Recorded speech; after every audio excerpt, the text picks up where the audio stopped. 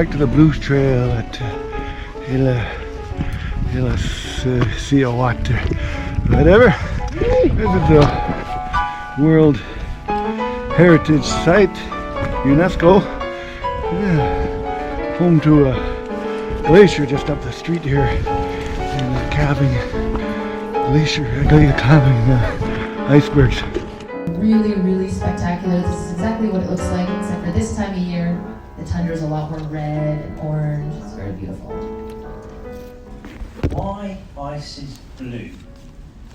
So I'm going to answer that question straight away, and then show you some photographs of different stages of the formation of ice, and talk about that a little bit more. But to put it simple, why ice is blue is literally that it's very dense.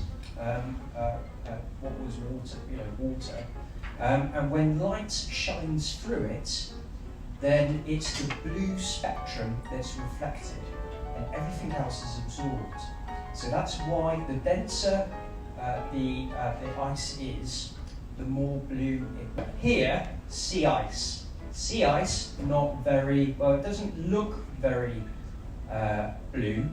That's simply because that snow is really fluffy, and it's not dense. It's not compacted yet, and so it's not giving away. It's not looking blue. However, underneath we have a layer of now condensed ice, and it's looking a lot darker, and a lot more bluer as well. Wow moment. Another wow moment. This is just Where are we, Nitin? Illulissat. And Illulissat Icefjord epic hike. World Heritage Site? World Heritage Site. I forgot the most important part. Yes.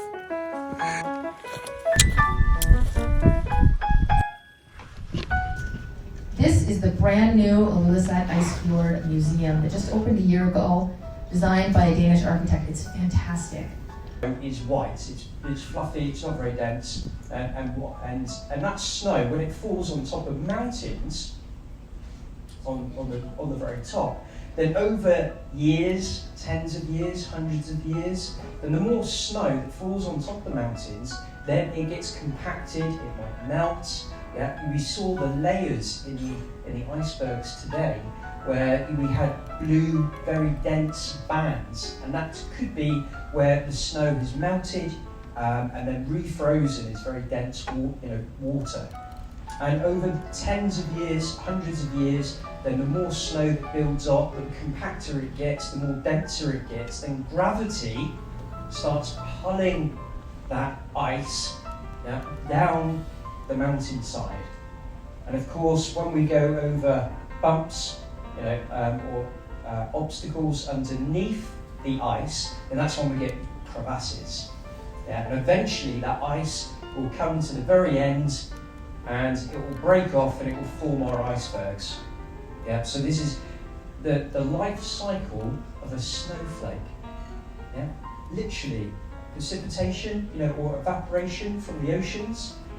Goes up, forms clouds. Those clouds get blown towards the mountains where it cools. Snow falls, turns to ice, gravity pulls it down.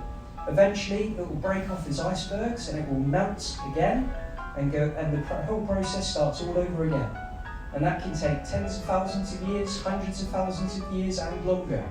And we're lucky enough to be drinking some of that ice as we sit and have our G&T this evening.